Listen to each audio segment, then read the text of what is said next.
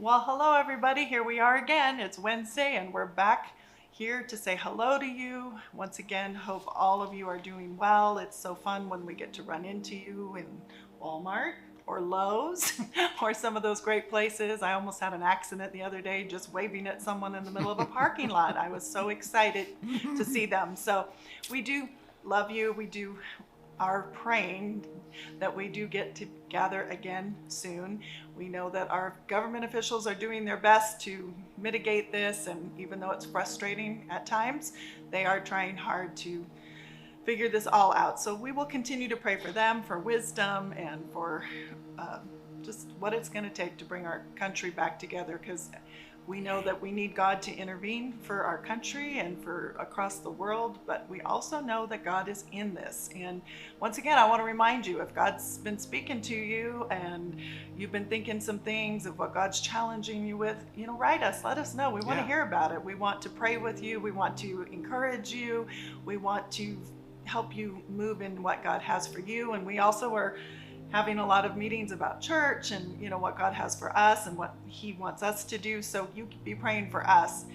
We're also super excited. I hope you heard me last week that Access Worship has opened up a YouTube page, and they would like you to go to YouTube and subscribe to it. And I'm just going to give you a little hint. There's some exciting things coming down the pipe here, and it should be coming out really soon. And if you're not subscribed, you won't know what it is. So you're going to want to do that. And maybe I'll give you one more little hint. It involves the community and other churches. It's awesome. Yeah. So be sure to subscribe today. Don't wait. Do it. Be a part of what God's doing in Tuolumne County. It's going to be great. And with that, we also, want to just remind you about the Hope Line that's out there. If you know anyone who's just having a hard time and needs someone to talk to, and whatever, this Hope Line is available, be sure to have them give it a call. Write the number down, put it in your phone so you have it in case you meet someone that might need that little extra encouragement. There are people that are stepped up and are willing to be there, listen, and pray for people who are in need. We know it's been really hard for people to be so isolated, and we want to do our part. And we're just really thankful for the churches once again coming together and making this happen, because this is not a Word of Life event. This is a Tuolumne County church event, and it's super exciting, I think, for all the pastors to see this happening and be a part of it. It's something that's in our heart to bring the churches into unity, and who knew COVID-19 would do that. So with that, that's the good news about COVID-19, the body of Christ coming together. We also want to remind you tonight, when this Facebook Messenger thing is all done, we are going to be having our Zoom classes for Spirit and also for Foundations. Anybody who would like to know about foundational truths in the Bible, Pastor Pat, Kathy DiMattei, and Peggy Costa are hosting or co-hosting a class, and you can be a part of that. You just need to email Pastor Pat. That address is going to be at the bottom of the screen here for you, and just do it right away. He'll be watching for it and send you an invite into the class. Also, for others who maybe don't have classes to attend, we are having a prayer meeting, and prayer is essential. Like I said, there's a lot of things people are calling essential that really aren't, but prayer is definitely essential. We need to pray for our country. We need to pray for people. We need to pray. People are getting lonely and depressed, and we have got to pray for them, and we've got to pray for our leaders that they will have this wisdom they need. It is a hard job, because there's no way you can make everybody happy. I already know that, and I'm one of the people that's not always happy. So, but I understand their job, and I want to support them as much as I can. And so I feel the best thing the church can do is get together and pray. So if you don't have a class to go to, get on the phone with us right now. We're going to be there. We're going to pray. We're going to lift these needs up. And if you have a prayer request and you need prayer for something, be sure to tell us at the beginning of the call, and we will take care of that, because we love you and we care about you. So with that, Pastor Pat, what's up? Well, I have a devotional word for you today, but I want to chime in on our excitement here about how our county is coming together. I had the opportunity yesterday to pray and do a Zoom prayer meeting with a large number of the pastors in the community. Kudos and thanks out to our friends Derek Maxim and Zach Britton from Front Porch. They've been kind of collaborating this, and so we had a great time of prayer together with a large number of the pastors. I love the fact that the faith leaders of this county are coming together, working together to meet the need that is in this county here today. So I just want to say thank you to them, and thank you to all of you who are praying to that end. I also want to encourage everybody, as Celine just did, about prayer. Prayer is going to continue to be not just the last thing we do, it's the first and probably the most effective thing we can do. When God's people pray, God in heaven moves and changes things here on earth. It may not always be the way or the when that we want, but when we partner with Him, He gets His way and He brings His purposes to pass on the earth. Now this morning the Lord woke me up and gave me a word. It was actually a word for me, but I'm going to let you guys in on what the Lord squeezed my heart about today. I don't need to tell anybody here that we live in times of unprecedented uncertainty. All the things that we have considered the basis of our life, if we want to be honest, and the things of stability upon which we lean, these have all been shaken.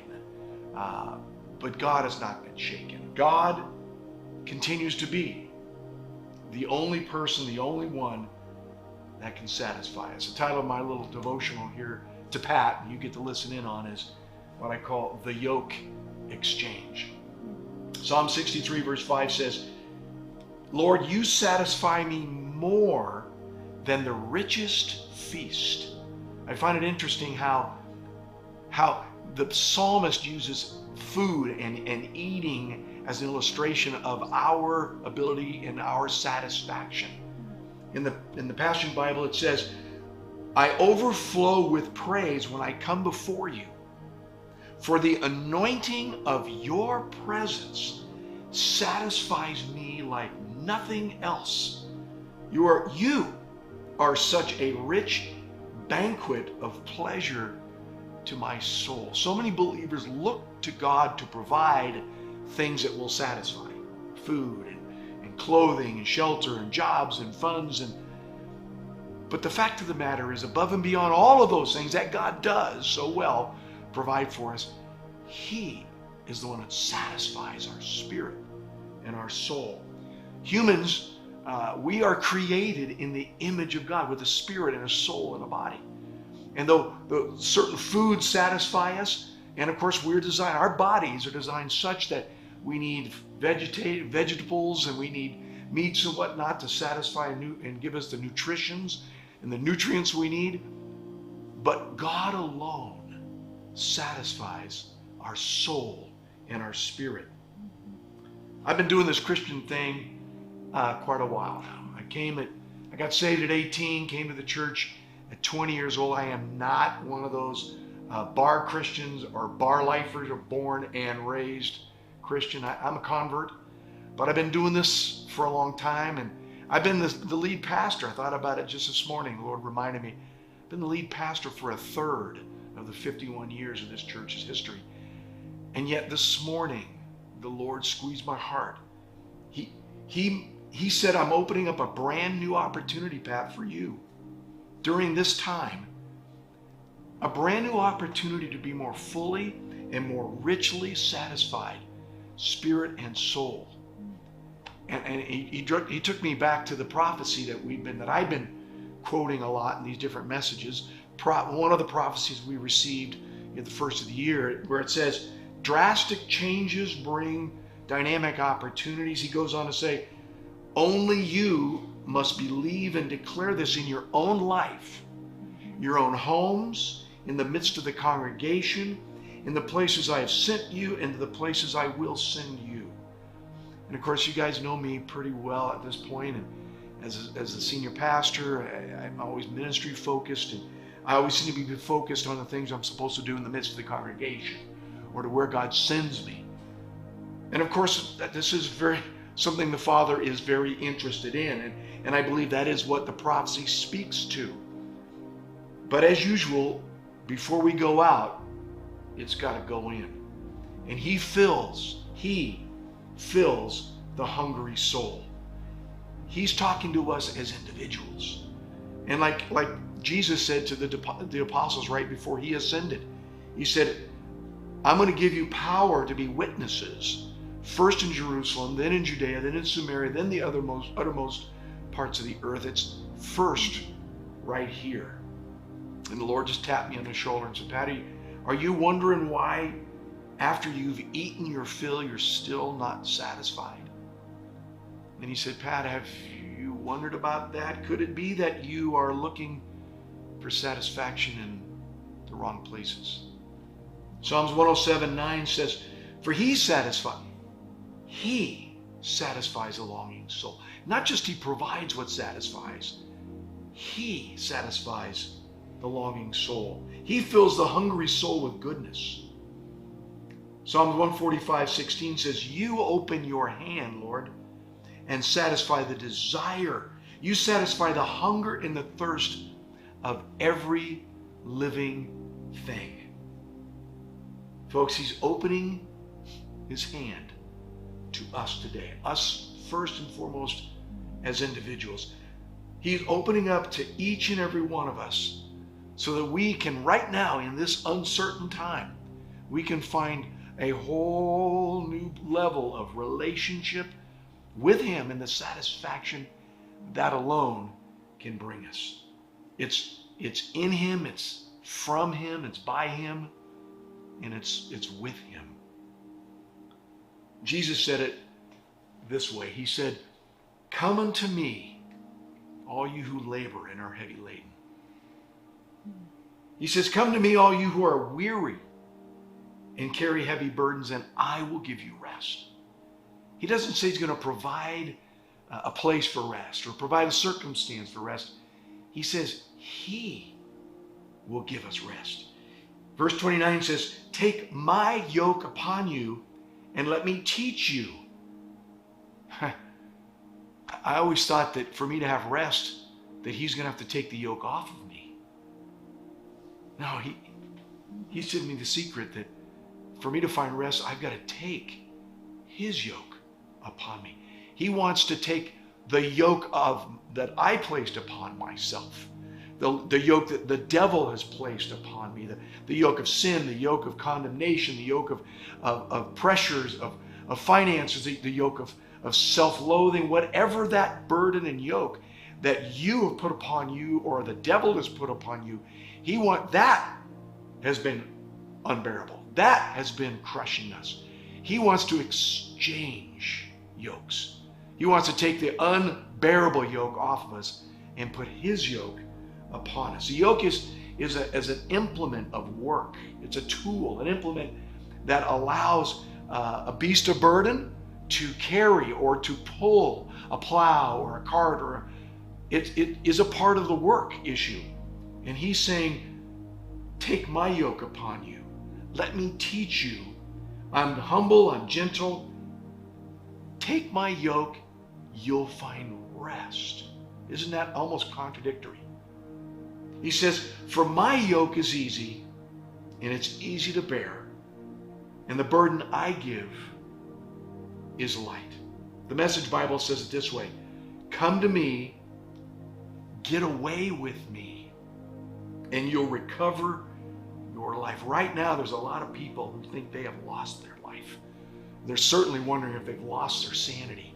And they're striving in many different areas, in all sorts of directions, trying to recover their life.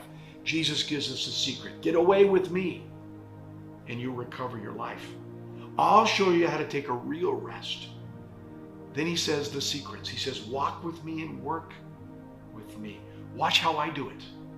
Learn the unforced rhythms of grace. There are rhythms that we need to walk to and dance to, but they're unforced and from and by grace. I won't lay anything heavy or ill-fitting on you. That's a guarantee we have failed to make and give to ourselves. He says, keep company with me. He continues to allude to challenge us that he is the source of this rest. Keep company with me and you'll learn to live freely and lightly.